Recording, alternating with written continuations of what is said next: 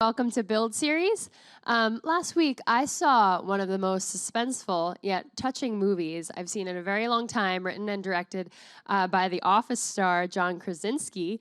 It's called A Quiet Place, and it follows a family who must stay silent, otherwise these mysterious creatures will come after them. And if that doesn't hook you, we have so many amazing guests today. We have the stars Noah Jupe and Millicent Simmonds, and producers Andrew Form and Brad Fuller, and they will definitely get you on board with this project. So let's take a look at the trailer. They're fighting a massive invasion. Total devastation.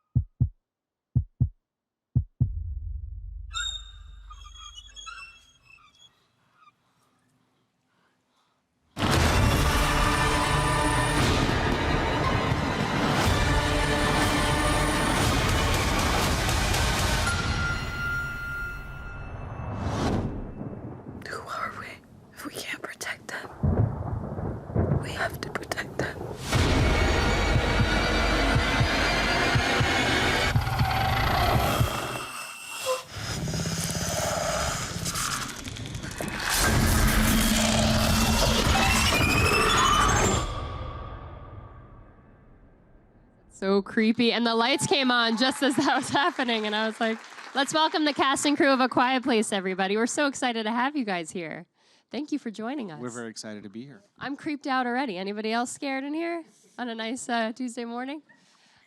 So tell me about this project and how you and Andrew and Brad, how did you guys first get involved with the project? We get sent a lot of material. Our agents sent us the script, and we read a lot of horror movies, but this was a unique script. It was unique in a couple ways. First of all, it was unique because it was only 67 pages. Normally we get a script that's about 100 to 110 pages. And the thing that Drew and Michael and myself that we responded to was that the concept was such an original concept. And I think that to get a horror movie noticed, you have to do something a little different, and this felt really different. And it seems like a silent film when you're first seeing the trailer, and it is, in a way, very silent, not much dialogue.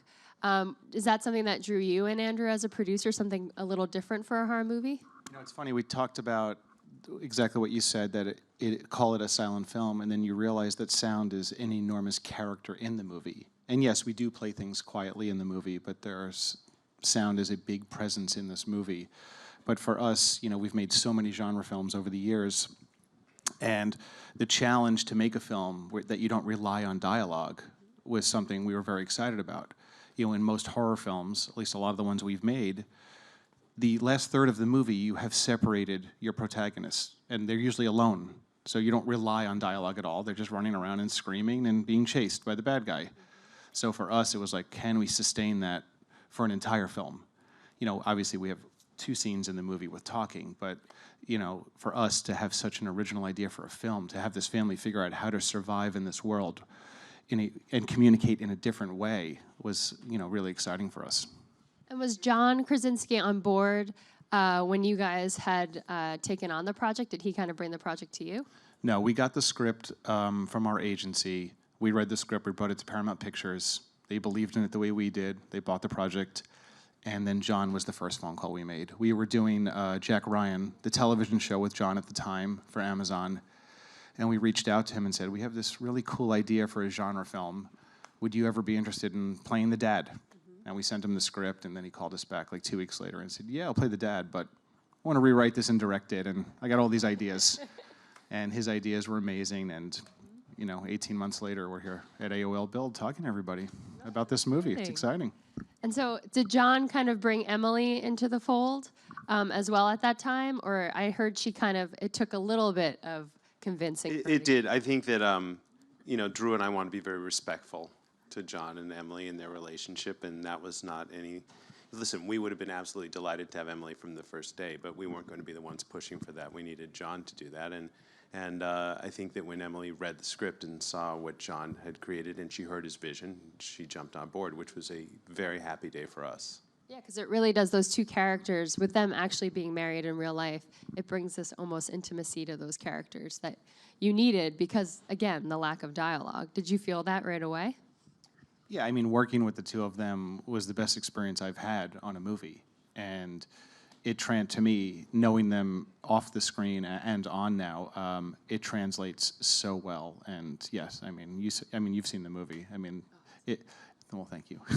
But it worked so well. So we were so lucky to have that. But it is a different experience because on all of our other films, we're always wearing headphones and we're listening to dialogue. And here, we didn't have to put them on. You were just watching, and you were intimately aware of how intimate what was going on screen because it felt very intimate at the time. Yeah, it was the first movie we had ever made where you always sit at the monitor when you're making a film and you have your headphones on and you're listening to the dialogue. Out of the 35 or I think it was 40 days of filming, only 2 days did we wear headphones. And I think there's a point where even the crew and everyone was looking around like, this is so bizarre that it doesn't even seem like we're recording sound, even though we were, because you're in those cornfields and you're out in that farm and the sound is, we were recording it. No one was talking, which you don't really need to wear the headphones then. And now I get to these two wonderful actors who deserve a round of applause. They are so good in this movie. Thank you. So good. Thank you very much. I'm like, I got to get to these kids. How did you get involved in the project, Noah? Well, basically, I think John, who'd already been attached to the project, was looking for him, and then he met this person at awards or something who recommended me, and then I think he got a call from George Clooney also recommending me, which is pretty cool. You know some cool people. Yeah. But so then he wanted to meet me, so we went for pizza in London, and we chatted, and he told me the synopsis of the story, and I was immediately hooked, and I really wanted to be part of my character now, and then 2 weeks later he sent me an email saying, do you want to be part of my movie? And I said yes. So yeah, we knew before the 2 weeks that we wanted you. We knew that day. And then Millie, how about you? How did you get on board this project? Well, my story's not as cool as Noah's, I have to say. Aw, yeah, it is. Quite simply, I saw that there was a casting call for a young girl, a deaf actress, to be a part of this film, and I auditioned. I thought I'd try.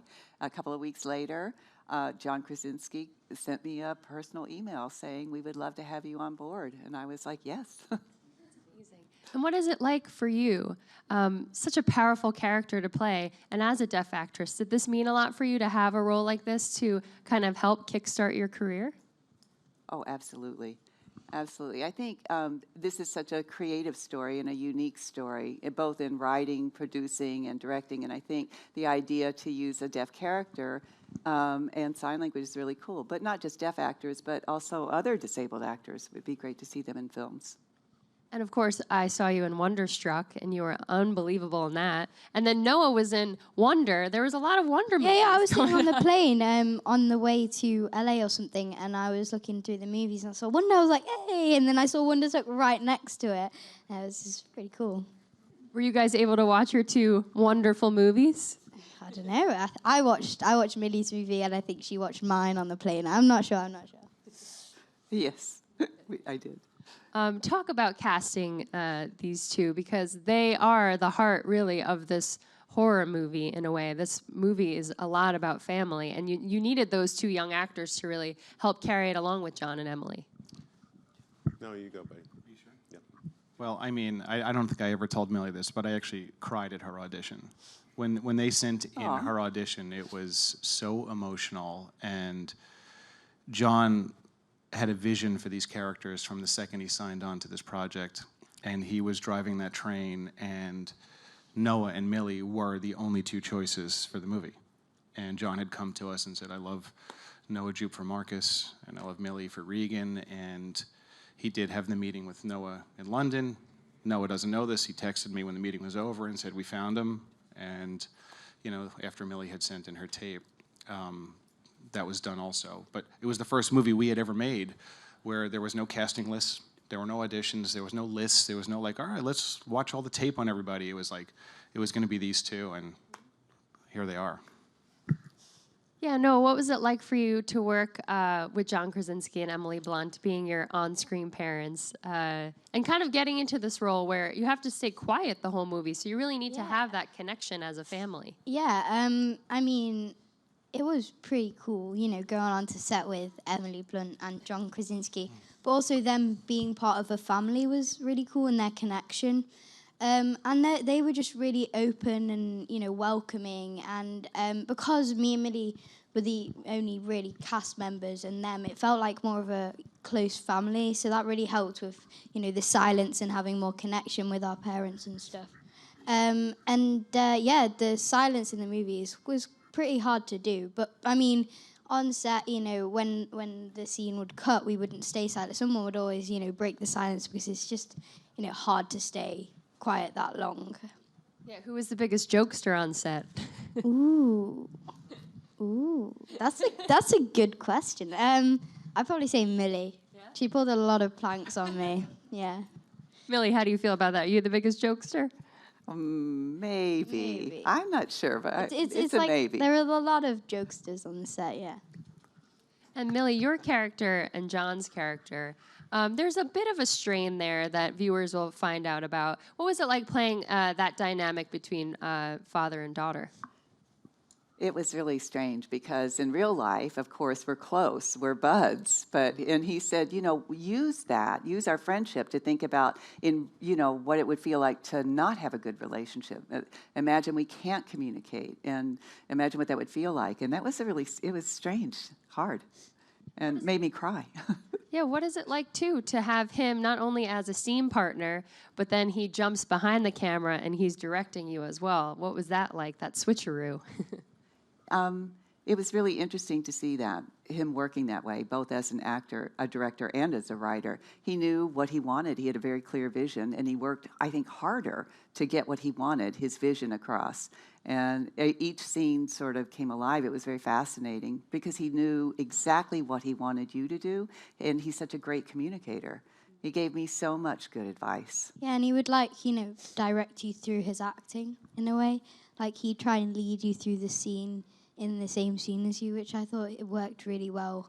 Because, you know, we were always talking about the scene, and we were always talking about, we know what our actions are, so he could kind of change it up if he thought it was better to go this way, which I thought, you know, it resulted in quite, you know, quick scenes, and it was cool. Yeah, Brad, what did you think about John kind of balancing those roles as both actor and director on this? Well, you really never know how that's going to go until your first day on set, and it's always weird the first time he works and he does the scene and then he calls cut himself. And he's, you know, John's a great actor, and so he has a great ability to communicate with actors, and it never really. I can't describe it to you. It's the same thing when you watch the movie and they're not talking and you still feel like they're communicating. When John was directing, it's the same as when he was acting. There wasn't, it just all felt very natural. I can't tell you any other reason. I think it's just, part of it is there were only 4 people on the movie and everyone knew each other. We were like a family and we were all there leaning into this thing that we wanted to accomplish. But it all just felt right. It felt right. And Andrew, talk about the set, which is kind of like the 5th character. Well, the monsters are kind of like the 5th character too, but the set, or the house that you guys filmed in upstate New York, correct, was really cool and kind of the perfect setting for a movie like this. Yeah, it was just one of those things where John wanted to really film the movie in New York, and we sent out location scouts, and we were really struggling to find the vision that he had. And these pictures came in. We were up in Montreal working on Jack Ryan when the scouts were out here. and everything was covered in snow. There was obviously no corn. It was winter, but the proximity of the house to the barn seemed perfect, and there was room for a cornfield. And so we got on a plane and we came out here and we scouted it, and we realized, okay, those two buildings are perfect for what he had written in the script, and that could be a cornfield. And if we go up there, we could build the silo, because we had to build the silo also that was in the movie. And there's a little road that goes between the house and the barn, and our biggest struggle there was we needed to be able to close that road. And it was like a highway. Like cars would go 55 miles an hour down this road. So we went to the county and we're like, if we can film here, we have to control the road, we have to be walking across and, you know, kind of make it our own for about 6, 7, or 8 weeks. And everybody signed up for it. And then, you know, then you get that big call from the farm, like, if you don't plant your corn by May, you won't be shooting this movie. We're like, and then Paramount, please, we got to plant the corn. Like, we need 8 feet of corn for Noah to run through. Come on. And so we planted, you know, 20, 30 acres of corn and built the silo, and we extended the barn, and, you know, suddenly we had a location. And everyone who visited the location, which was something special for me, thought that John had seen the location first and then written the script, and it was the opposite. That's how perfect this location was. It was literally word for word what he wrote. And it was just, once in a while you get lucky, and we got really lucky with this one. Yeah, it really is a great Yeah, and location. it's like, oh, sorry. But because, you know, it's really easy for us as well as actors, because everything was there in the set. Like, there was the barn and the house. They weren't in, you know, 2 miles from each other. They were right there next to each other. And then the silo and the cornfield were all in the same space. So everything you see on the screen is actually there, and that was actually all put together like that. So that really helped us. You know, imagine we lived there, and it was an incredible set to work on. It also helps you from a production standpoint, because if you need to pick up a shot, the house is there. If you need to run into the barn, you can go there. You know what? We need a POV in the cornfield. Everything was there. We only built 2 sets in the movie, and the one where we flood the basement was a set, of course, because we had to control the water. And then we built the interior of the silo that the kids were in with the corn. Yeah. Everything else was at that barn. I mean, it was on the farm, which really allows the production to run really, really smoothly. Speaking of that silo scene when you're in the corn, and I don't want to give much away, but that must have been scary. That must have been scary to shoot. You guys are kind of in the silo and you're sinking while being chased by creatures. Yeah, it was really scary and kind of challenging, I guess, because we were, you know, always trying to, and it was really dusty, so your hands would be really dusty and everything, you know, there'd be bugs and or whatnot in this corn. And so, yeah, but it's actually not as scary as you think, because there were actually lights on, and in the movie they actually darkened it to make it look scarier. But yeah, it was a really hard 2-day shoot for us. Yes. Yeah, Millie, what is it like to shoot a horror movie? Is it as scary as it is when we're watching it when you're shooting it? Well, when I first saw it, I was so scared. I had never been so frightened seeing a movie before. I mean, the first time I saw the movie, I couldn't believe it. And while on set, while we were filming, you know, I was thinking it was all a film in my mind. I imagined what it would look like. I imagined the monster. And, you know, when I see the movie, I see John's world. I go, oh, this is much different perspective than I had. That was a really interesting experience. And it wasn't really scary shooting at all, because, you know, there were, as I said before, there was a really tiny cast, so we were all really close. And then, you know, the crew didn't change because we were obviously on the same set every day, so that was really good as well. And so it all felt kind of safe instead of scary. Yeah. Let's talk about the monsters and the creation of the monsters. They have like a Stranger Things vibe to them that I'm starting to feel like this is some sort of like cross universe. Like this could be the same thing. How did you guys go about, Brad, creating and designing that final monster that you use in the movie? Well, Drew and I had made 2 Teenage Mutant Ninja Turtles movies with ILM, and so we had worked with them, and our partner Michael Bay had made 5 Transformers movies with ILM, so we had great relationships with the artists there. And John and Drew really designed that character. I mean, I'd like you to speak to it because you were living it more than I was. I mean, it's funny because they obviously had never seen the creature. I mean, half the movie, John was playing the creature. So Yeah, you get in the suit and has to do be the whole scary. thing. John in a motion capture suit with his Vans It's on, scarier. moving around like the creature. He did everything on But yes, I mean, that's the gift and the curse of working with CG, where you get to, the curse is you don't have the bad guy there. So everyone in the movie is acting either with nothing, because you have to shoot your plates and drop them in later, or you have a motion capture actor, or in our case, sometimes John was actually acting it out. The gift is you get to design and design and design and just keep working and keep working. And we needed it on this movie, and we had struggled with the designs, because every time you design a creature, everyone who sees it says, I've seen that before. Come on. And you keep playing that game, and you're hiring the best artists, and where's that original idea? What are we doing? And we always knew the sound was going to drive this creature. His hearing, the ears. So we always had that, to go off of. And then, like, in post-production, we were still kind of designing, and ILM was working on their stuff, and they're like, guys, we need a final design for this creature. Like, we really have to start putting him in the movie. And in late November, early December, we finally came to what you see in the movie now. And, John always wanted him to be, we needed to make the creature vulnerable at the end. There had to be a way to defeat this creature. And for John, the vulnerability was going to be when it actually exposes itself and opens up. It opens its plates, which is a direct reaction to Millie. So we're always trying to figure out, how do we open it up? Is it going to open in the chest? Is it going to be the head? Is it a heart? Is it a brain? And you really talk about it every day, and you're working with 5, 10 artists, and everyone's coming up with these ideas. And then one day, we got the design, and it's just a drawing, and you're like, well, that looks amazing. And then slowly you start working with the animation, and then you have cartoons in your movie.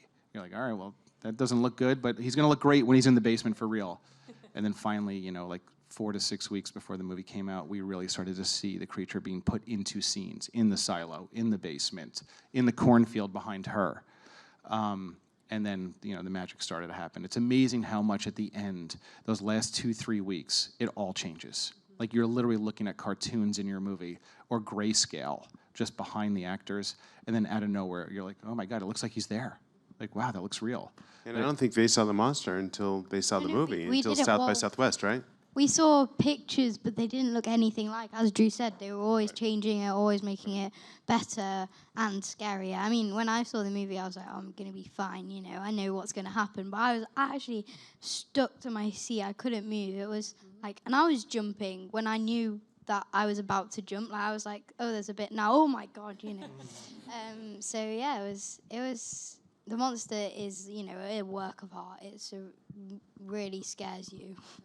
Yeah, no, it's amazing that a lot of people that have seen the movie have really embraced the creature, and they're very excited about it, because it's such a challenge to do that. And it's a challenge to figure out how much of the creature you want to show, and how much is too much, and how much isn't enough, and some of that's financial. Yeah. Some of that is Some of it's You guys creative. nailed it. You nailed it. I mean, this movie, when I saw it in a theater, people were afraid to move. People were afraid to eat their popcorn or rustle in their chair because it was so quiet. Like, and then look the to you monster. like, what are you doing? Yeah. we saw we were Drew and I've been traveling around. There's a theater chain that is doing a Quiet Place menu that is quiet. The Alamo Draft House. There's a new menu for our That is movie. a good idea. Yeah, with quiet foods. That's so smart because I sneezed during the movie and I swear everyone was like, oh. Yeah. No, people get mad in this movie. If you make noise in this movie, people do not like it. So you put your popcorn down and go for it. That's why it's exciting for us, because it is a movie that you have to see in theaters, or to really enjoy it, to be there with other people. We're hoping that people go out and see it in groups so that everyone can have that experience, that joint experience. It's almost a movie you want to see twice too, which is good financially for Yeah. you guys because there's things you miss. And there are things that are equally as scary as those monsters, like, something on, I don't want to give it away, there's something on the staircase that I was looking at the whole movie, like, oh my God. Just the basement flooding, and the fact that I'm actually pregnant and watching Emily Blunt go through an experience that I'm sorry. like, if she can do it, I can do it. No way, no problem. But Millie, before I toss it to the audience, what was it like for you to be at South by Southwest and see the reaction from the audience? Because, like John said, he wasn't even expecting that. This movie has so much buzz. Well, it was amazing. It was amazing to watch. And of course, see it the first time with an audience. I could watch the movie and I was terrified, but even though I knew what was going to happen, right? But I could see people sitting next to me going, I was thinking, if I'm this scared, I feel sorry for the rest of the audience who's watching this, because they must be more horrified than I am. I didn't know how they would get through the movie without knowing what was coming. It was funny, too. I mean, it was horror and funny. Yeah, it is. For you guys as producers, what did that moment feel like when you work on a project? You know, you filmed this too in the fall, right? It was a quick turnaround, and to have that response right away must be really nice. For me, it was the most emotional ending to a movie that I've ever had. I just kind of grabbed my wife. I couldn't believe it. It was, you don't have that experience that often where an audience just erupts and cheers and loved. I mean, it was the best. It's the best. It was the best. And we really didn't know because we were unable to screen the movie because the creature was not in it. So it really was the first time we put it up for an audience. So you're at South by Southwest, you're opening the festival, and 1,200 people in the theater, and you're like, all right, well, this is the first time. So We had no idea. I mean, it could have gone south so quickly, and no, you think. I mean, listen, you think you're in good shape, but you don't know, and you can't test the movie. You can't screen it because nobody's understanding it. I mean, the connection between Regan and the creature was never in the movie because if there's no creature there, you can't make the connection. It's impossible. If the creature's not reacting to her, no one understands the story. So the minute you have that key scene in the movie where you understand that she's the one, the whole audience, it gives you that aha moment, and at that point you're like, wow, they understand the story. And then they were all along for the ride, and you could hear a pin drop in the theater. I mean, as you know, you've seen it. We turn the sound off in the movie. Like, we literally turn it off. It's one of the few movies where every movie always has ambience in the system. Backgrounds, they call them the Bee Gees, or if you're outside, it's wind, cornfield. Inside is room tone. There are 3 moments in the movie where we turn off the speakers.